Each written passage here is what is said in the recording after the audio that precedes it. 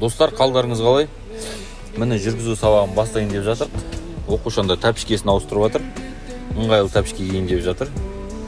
Енді түрін көрсетпеуді сұранды. Өте танымал актриса, талай подкасттарға түскен, веб-сериалдарға, жайдарманда жүргізіп отырған, түрін көрсетсем танып қоясыздар просто. Сол, сосын ана Кореяда Пак Шин Хё деген қызбен екеуі бір сериалға түсейін деп жатыр, осы 2024-тің ортасына қарай. Қалай күшті мақтап жатырмын ба сізді? Қазір кім екенде бәрі шоке болайын деп тұр ғой примерно. Астана қаласында осындай автокөліктеміз. Құдай қаласа сабақ бастайын деп жатыр. Бүгін бізде қаншасыншы күн? Үшінші күн, иә. Сосын ана Кореяның көп актерлармен араласады екен.